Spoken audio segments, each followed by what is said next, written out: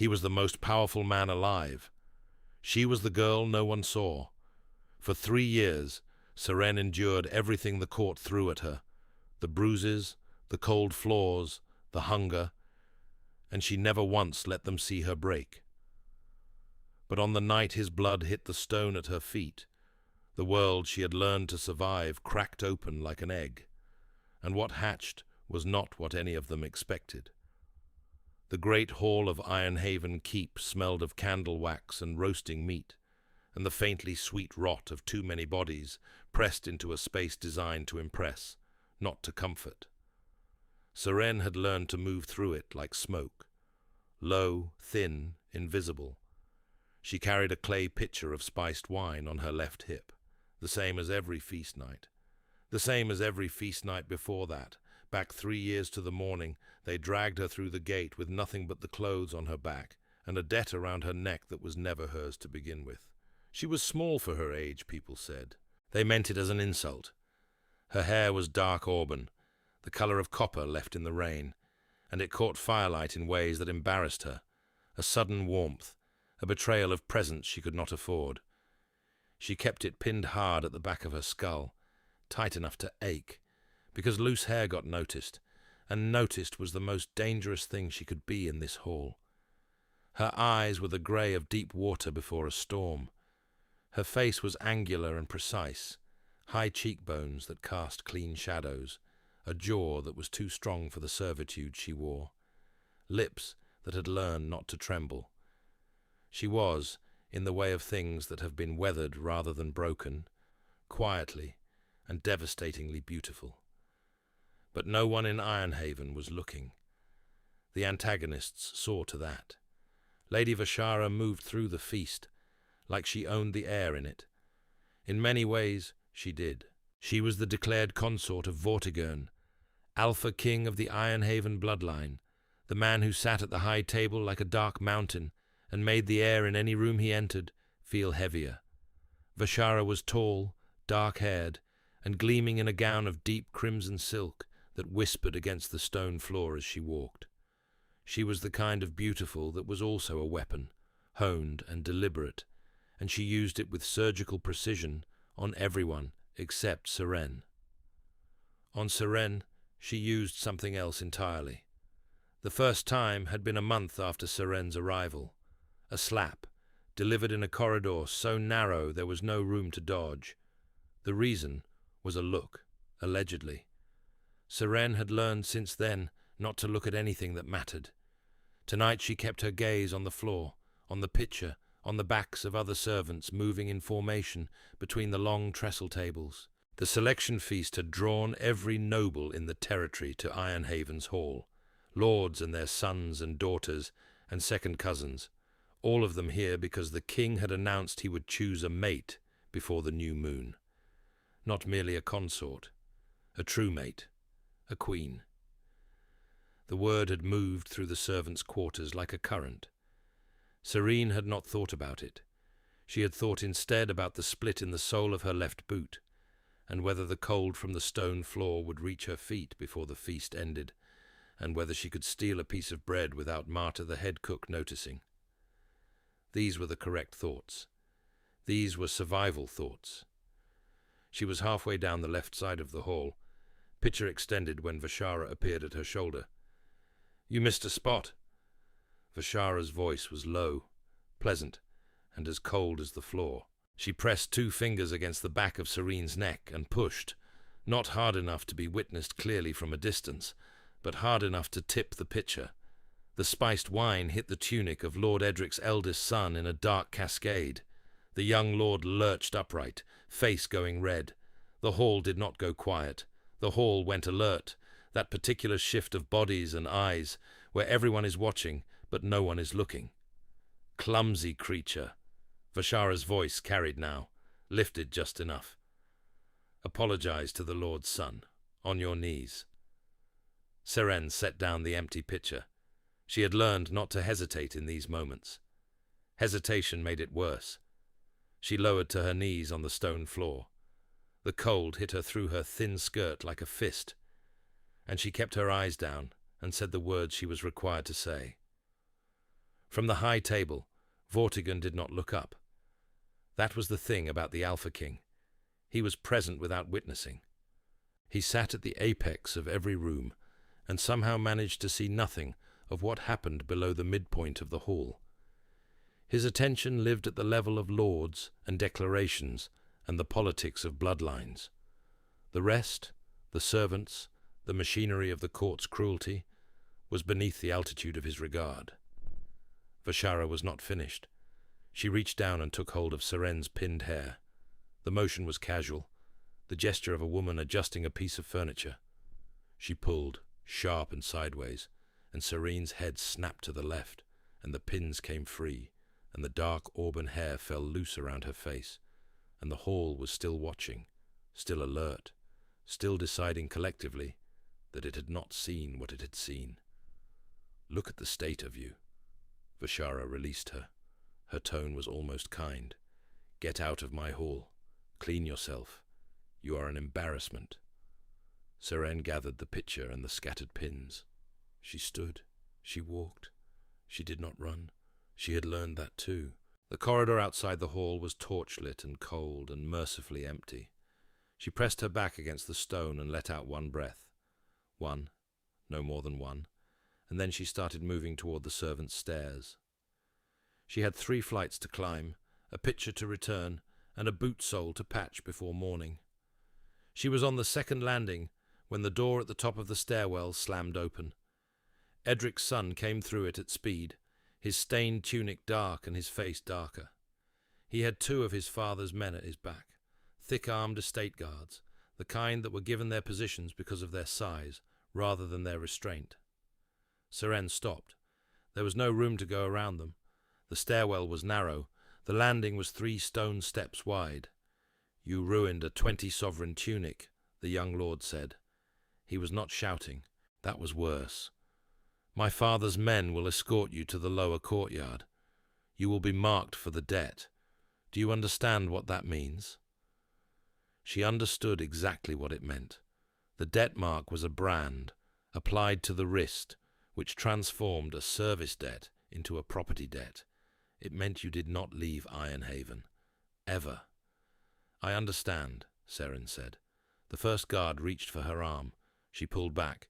Instinct, not strategy. And her heel found the edge of the step behind her, and there was nothing there to catch her, and she went down hard, the pitcher shattering on the stone, and her palm came out to stop the fall, and found the largest shard, and the pain was white and immediate. She pressed her palm flat to her chest. The blood came through her fingers at once, black in the torchlight, and the metallic copper smell of it bloomed in the cold stairwell air. The guards hesitated, not out of compassion, but out of the particular discomfort of men who had not planned for blood. And then something happened that had never happened in 3 years of Seren's tenure in Ironhaven Keep. A sound came from the hall below. Not a shout, not a voice. A sound like the air itself making a decision. A low, resonant pressure that moved up the stairwell ahead of the body it belonged to, and the guards stepped back before they knew they were doing it, and the young lord went pale, and Seren, kneeling on the cold stone with blood in her hand, looked up. Vortigern filled the stairwell doorway. He was exactly as large as his reputation. 6 feet and 4 inches of absolute physical authority, broad through the shoulder in the way of men who were made rather than trained, dressed in a dark wool doublet and riding leathers, with a jaw that could have been cut from the same stone as Ironhaven's walls. His eyes were amber, the colour of old honey, of firelight seen through glass. And they were not, in this moment, cold. They were incandescent. The smell had hit him like an open hand across the face. He had been aware of her before, in the distant administrative way that an Alpha King was aware of every soul inside his walls. But awareness and recognition were not the same thing. Recognition was something else. Recognition was the internal rearrangement of everything you had assumed was true, happening at a speed that bypassed thought entirely. The blood, her blood, the copper-dark metallic thread of it in the cold air, and beneath it something else, something that the blood had unlocked. Rain on stone and green growing things, and a warmth so specific it had no name except one. Mate. The word was not spoken. It did not need to be. It detonated inside him like a bell struck too hard, and the sound of it was still reverberating when he moved. He did not walk. He arrived. The guards found themselves against the far wall without understanding how they had gotten there. The young lord was simply gone. Some survival instinct older than his rank had relocated him efficiently to a safer altitude. Vortigern stood on the landing and looked down at the girl kneeling on the stone, and the sight of her, the loose auburn hair, the grey eyes wide with something that was not quite fear but was close enough, the blood pressed against her chest, hit him again, harder. He crouched, not as a king, as something older than a king. "Let me see," he said. His voice was quiet. In the stairwell, it was the loudest thing Seren had ever heard. She did not move. She had learned not to trust sudden gentleness. Sudden gentleness in Ironhaven was usually the setup for something worse. Seren.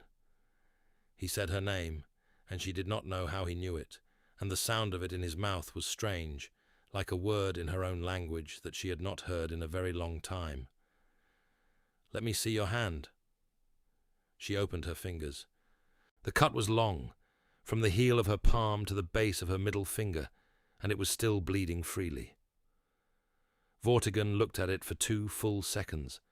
Then he reached into the inner pocket of his doublet and produced a folded square of linen, clean, pressed, the kind carried by men who had learned to anticipate their own damage, and he wrapped her hand himself.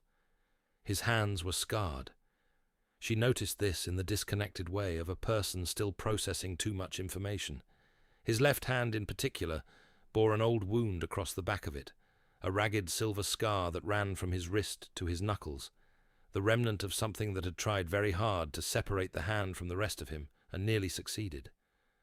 The scar was thick and raised and obviously old. When his wrapped fingers touched hers, she felt it. Not pain. The opposite of pain. A warmth that began at the point of contact and spread up her arm in a wave. And it was involuntary, and it was total, and she pulled her hand back the moment it was wrapped. He had felt it too.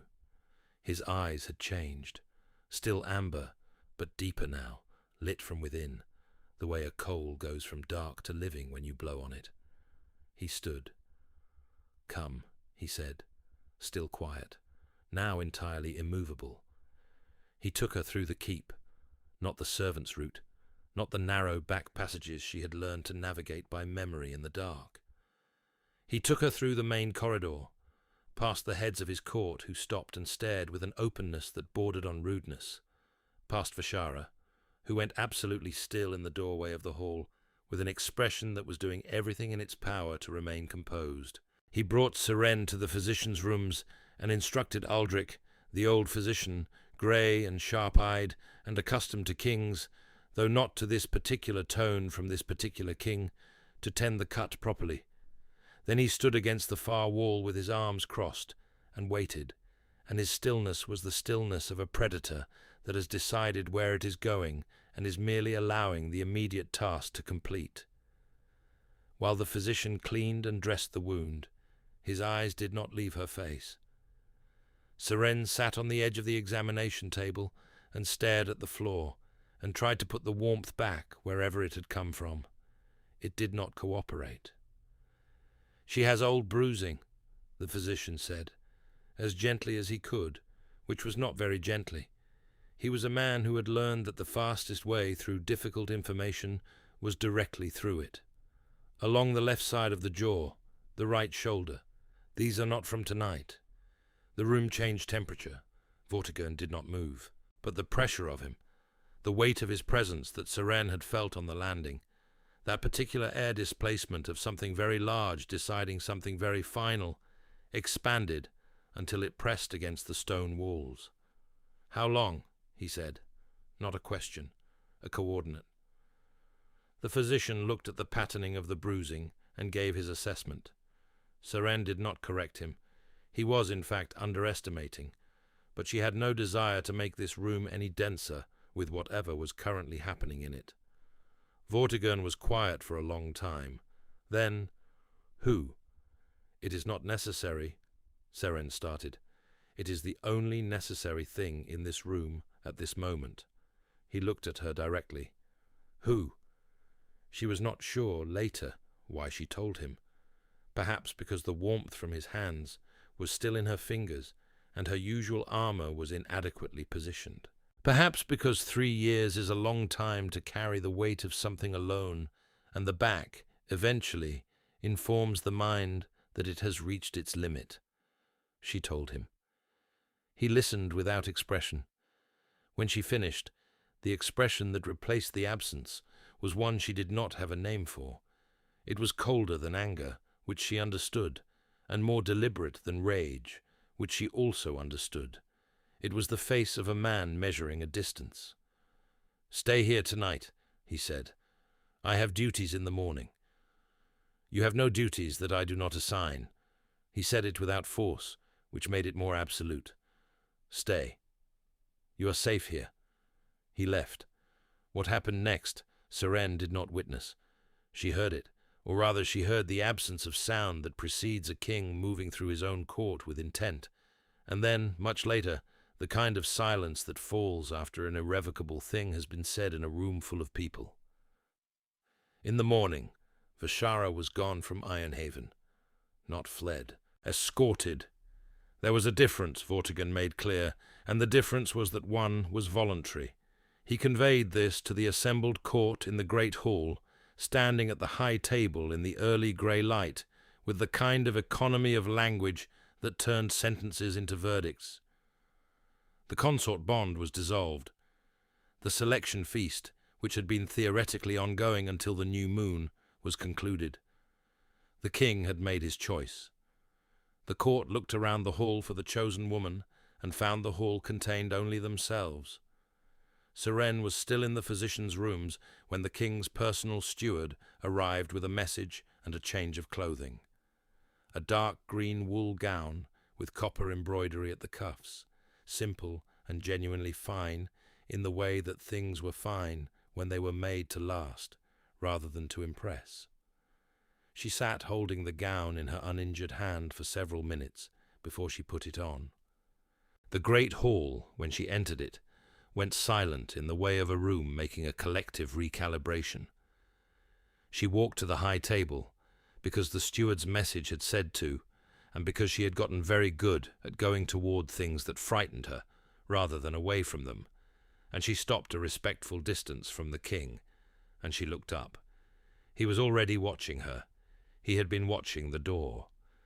"There is the matter of the selection," he said, for the court's benefit, the words carrying the formal weight of official speech. And then, lower, just for her. "And there is the matter of last night. Both require your answer." Seren looked at him, at the scarred hand, at the amber eyes that were still lit from within, at the face that had not been designed for gentleness and was trying to learn it in real time. "What does the selection require of me?" she said. "Your consent." He paused, as if the word was unfamiliar in official context, and he was verifying it was the right one. Only that. She had carried 3 years of silence in this keep, 3 years of small survivals and carefully managed invisibility, 3 years of boot soles splitting and hair pulled tight to avoid notice. She thought about the warmth from his hands and the way he had said her name like a word recovered from a long distance. "Yes," she said. The hall made a sound. Not the jeering attention of a crowd looking for entertainment. The other kind, recognition or something like it, the slow recalibration of a community confronted with a truth it has been arranged not to see. Vortigern did not reach for her hand, which she registered. He was learning, she thought. He was learning the difference between taking and being given. Later, much later, in the days that followed, in the careful, watchful, negotiated space of 2 people figuring out something unprecedented, she would reach for his scarred hand herself. She had noticed, that first night on the landing, how he had held her wounded palm with the scarred hand, as if it was the only correct way, as if the damaged thing was the one qualified to be gentle. She had thought about the scar in the night since, the violence of its origin, the years it had sat on his skin unchallenged. The first time she touched it deliberately, not to dress a wound, but simply because she could, because she was choosing to. The warmth moved through her palm exactly as it had on the landing, and she felt him go absolutely still. She looked up. The scar was fading, not in the dramatic, instant way of a tale embellished in retelling. Slowly, over several days, it thinned and silvered and reduced until what remained was a fine line, pale and barely visible, the kind of mark a person could choose to see or choose not to see. The physician had no explanation that satisfied him, and several that he found professionally inconvenient. He noted it in his records and said nothing publicly, which was exactly what Seren asked of him. She did not need it explained. Some things did not operate by the logic of medicine or politics, or even the formal language of the mate bond, as she had come to understand it. Some things operated by the logic of proximity and choice, of two people who had both learned, in their separate and irreconcilable ways, to expect damage, slowly, carefully, teaching themselves a different expectation. He did not stop watching the door when she entered rooms. He probably never would. But the watching had changed, from the surveillance of a king tracking threats to the specific private attention of a man who had learned that some things, when they entered a room, made the room worth being in. Ironhaven changed in the months that followed, in the slow, incremental way of institutions adjusting to a new center of gravity. The servants ate before they served. The debt-marking practice was reviewed and revised. The lower courtyard, which had been a place of fear, had a fire lit in it on cold nights. These were small things. They were the correct things. Seren kept her hair loose. She had stopped pinning it the morning after she put on the green wool gown, and she had not gone back. In the firelight of the great hall, her hall now, in the formal reckoning of courts and bloodlines and the language of selections, the dark auburn caught and held the warmth, and she did not apologize for it, and no one asked her to. She had learned, in 3 years of Ironhaven, that survival required invisibility. She was learning now something else. She was learning what it felt like to be seen by the right person, at the right distance, in the right light, and to not look away.